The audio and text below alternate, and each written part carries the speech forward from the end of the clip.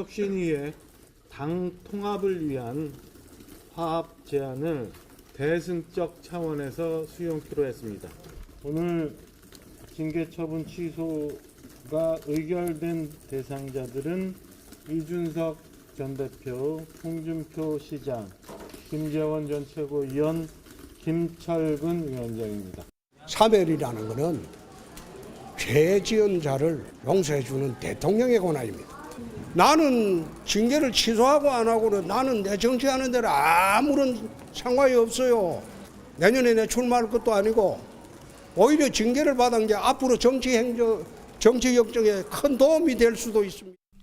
뭐 당 지도부에게 하시는 말씀입니까? 별로 할 말이 없습니다. 그냥 예. 고생이 참 많다. 지지율이나 올려라. 예쁜데요. 그러니까 이게 아주 모순이잖아요. 그러니까 당의 대변인은 방송 나가가지고 이준석을 제명해야 지지율이 3~4% 오른다 그러고 있는데 네. 아니 그런 대단한 카드를 놔두고 왜 이준석을 제명하지 않는 거죠? 한 주간의 정치권 소식 4분 모시고 이야기 나눠봅니다. 김용남 전 국회의원, 박창환 장한대 교수, 송태영 충북대 행정학과 교수, 한민수 더불어민주당 대변인 모셨습니다. 어서 오세요. 네, 안녕하세요. 네, 먼저 영상으로 보셨습니다만 이 국민의힘이 논란이 됐던 홍준표, 이준석 전 대표에 대한 징계를 취소하겠다 이렇게 받아들였습니다.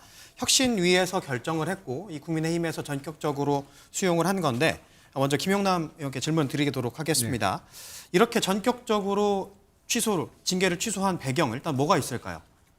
혁신이나 당 지도부가 내선 이유는 통합이죠.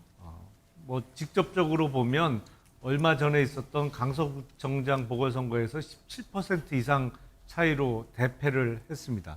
그러니까 국민의힘은 지금 이 사람 저 사람이 힘을 모아야 되는 시기이고 그래서 정치적으로 영향력이 있는 특히 이준석 전 대표 그리고 홍준표 대구시장에 대한 징계를 취소하면서 끌어안는 모습을 보여주고 싶은 것이죠. 예. 뭐 직접적으로 이유를 말씀드리면 총선이 얼마 안 남았기 때문입니다. 사실은. 지금 그래서 다급해진 상황에서 힘을 모을 수 있는 사람들은 다시 다 끌어안자. 네. 뭐 그게 직접적인 이유 아닌가 싶습니다. 네. 네. 그런데 정작 당사자들은 또 시큰둥하지 않습니까? 일단 네. 홍준표 대구시장은 자기 선거가 없거든요. 네. 어차피 대구시장의 임기는 2026년까지 보장되어 있는 것이고 2026년에 재선 대구시장은 아마도 출마를 안 할 거로 예상이 돼요. 네. 그러니까 홍준표 대구시장은 본인 스스로 밝혔듯이 나는 뭐 선거도 없고 징계를 취소하나 마나 아무 상관이 없다라는 입장이고 이준석 전 대표 입장은 징계 취소로 내가 만족할 수 있느냐.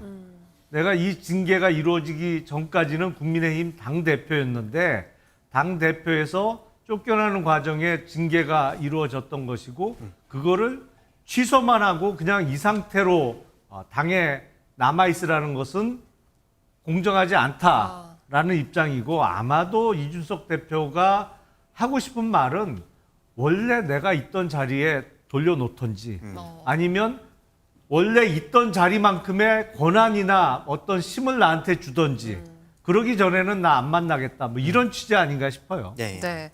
두 사람 당사자도 반발하고 있지만 어쨌든 당 내부 사정을 보면 안철수 의원은 지금 계속해서 이준석 전 대표 제명 얘기하고 있고 또 인요한 위원장에게 오는 문자 상당수가 이준석 전 대표 제명 요구 문자다 이런 얘기도 있는데 그렇다면 이 혁신안 가지고 이 징계 취소 결정으로 당이 진짜 하나로 갈 수 있느냐, 이거 의미 있는 결정이냐라는 생각도 좀 들거든요. 어떻게 보세요, 교수님?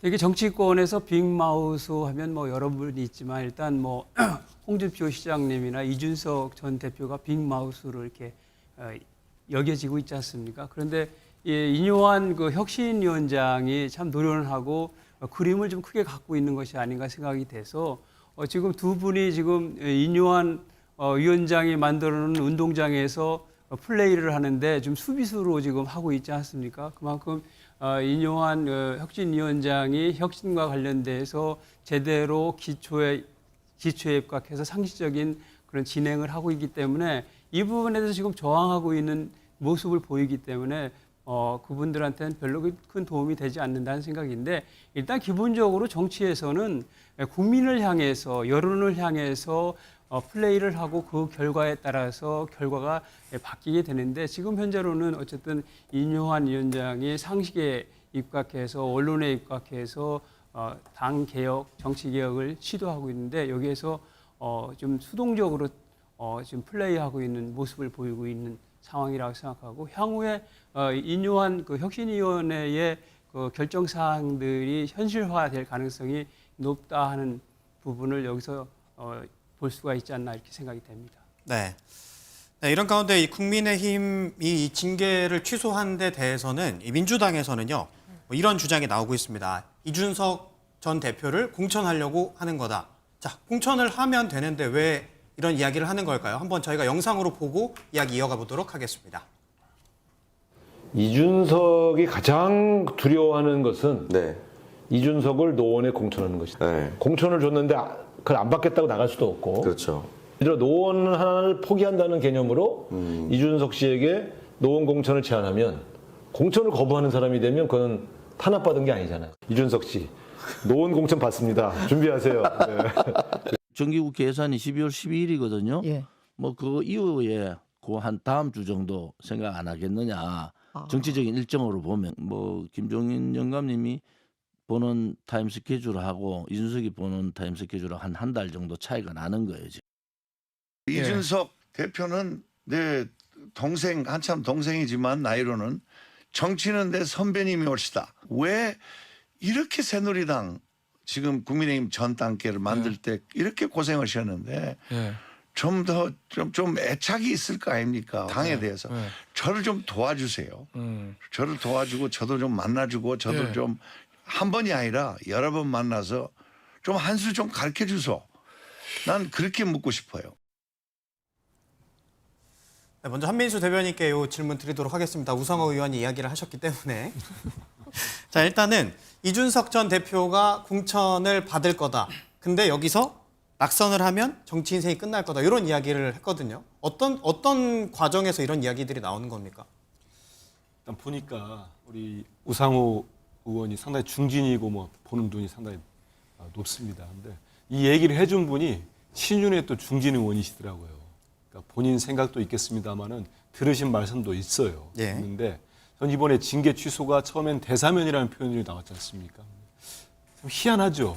해주겠다는 사람은 있는데 그 해당자는 받는 사람 받기 싫다고 했어요. 계속 그러다가 뭐 징계 취소까지 왔습니다만은 전반적인 기류는 그런 것 같습니다. 지금까지 대통령과 가까운 분들, 이준석 전 대표를 계속적으로 당에서 이렇게 쫓아내려고 했던 분들은 이전까지는 지금까지 강서 보궐선거 전까지만 해도 인위적으로 이른바 소멸을 시키려고 했던 것 같아요. 이준석 전 대표를 정치권에서. 근데 그게 지금 여의치 않아진 겁니다. 강서 선거 이후로 민심도 상당히 좋지 않다는 걸 확인을 했고 그 상황에서 뭐 비대위로 가지 않고 그 혁신위를 띄웠고 이준석 전 대표는 계속적으로 신당에 가까워지는 조금씩 가고 있는 행보를 보이고 있습니다.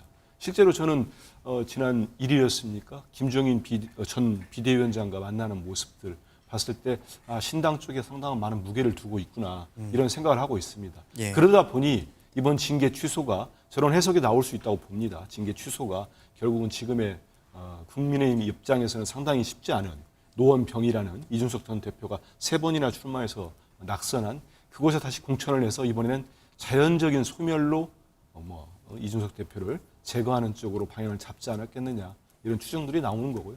전 그렇지만 마지막 변수는 있다고 봅니다. 여당이 계속적으로 지지율 회복을 못하고 어떤 통합하지 않으면 정말 총선을 진다고 할 때는 이준석 전 대표에게 상당한 지분을 내주는 또 협상이 있을 수도 있다고 봅니다. 그런데 아직은 뭐 나중에 좀 봐야 될 것 같습니다. 네. 네. 어쨌든 노원이라는 지역의 험지라는 것에 대해서는 뭐 다른 의견이 없을 수 있지만 그래도 이준석 대표가 노원 외에 다른 지역에 나오는 것도 사실 정치적 명분이 좀 부족하다 이런 지적도 있거든요. 어떻게 보세요? 만약에 이준석이라고 하는 정치인이 지난번에 당대표가 되지 않았다면 또는 사상 유례 없이 여당 대표가 축출당하는 징계로 그런 일을 겪지 않았다면 노원을 벗어나는 게 쉬운 결단이 아니었을 수 있습니다. 네. 하지만 이미 당대표가 되는 순간 그리고 사상 유례 없는 대통령과의 충돌 끝에 징계가 되는 순간 이미 그 사람은 노원을 떠난 전국 정치인이에요. 이미. 그리고 본인의 거취가 지금 국민의힘에서 혁신 1호안까지 될 정도로 지금 국민의힘이 힘든 상황입니다. 그 힘든 상황에서 이준석 대표가 그래 나 배구종군 할게. 이럴 수가 없는 거예요. 왜냐하면 배구종군 한다고 그래가지고 본인이 노원 가서 당선되고 국민의힘이 서울에서 승리하나? 아니거든요. 그거를 이준석 전 대표가 알기 때문에 아까 김용남 전 의원님 말씀하신 것처럼 예를 들어 비대위원장이나 그에 준하는 즉 원상복구, 과거 자기가 당 대표였는데 거기에 대한 원상복구가 되든지 아니면 총선을 승리할 수 있는 대통령의 어떤 국정대전환, 반성사과 이런 것들이 있다면 뭐 본인이 노원에 출마를 하든 뭘 하든 상관이 없지만 지금으로서는 국민의힘이 노원뿐만이 아니라 수도권 전부가 다 험지입니다. 그런데 뭐 노원 가면 어떻고 노원 안 가면 어떻습니까? 오히려 이것을 갖다가 소위 판을 갖다가 다시 지금 판바꾸기를 하려고 노력을 하고 있는 거예요. 여권도 판바꾸기를 하려고 하는 거고 이준석 대표도 이게 대통령 가지고는 선거 못 치르니까 완전히 판바꿔야지라고 생각하고 있는데 자기 노원에 뭐 공천 주느냐 안 주느냐 이거는 더 이상 이제 논의의 대상이 아니다. 지금은 완전히 새로운 논의가 된 거다. 그래서 인요한 위원장, 혁신위원장이 얘기한 것은 탈당하지 마. 공천 줄게. 우리 다 같이 한번 잘해보자. 이렇게 하는 거고 이준석 대표는 야 지금 탈당하나 내가 탈당하고 안 하고 뭐 노원 공천이 중요한 게 아니잖아. 지금 우리가 이기려면 대통령이 국정대전환을 하든 아니면 나한테 정권을 주든 요 정도는 돼야지 뭐가 이해가 되는 거 아니야? 이런 정도의 지금 대화가 오고 가는 거 아니냐 이렇게 봅니다. 네.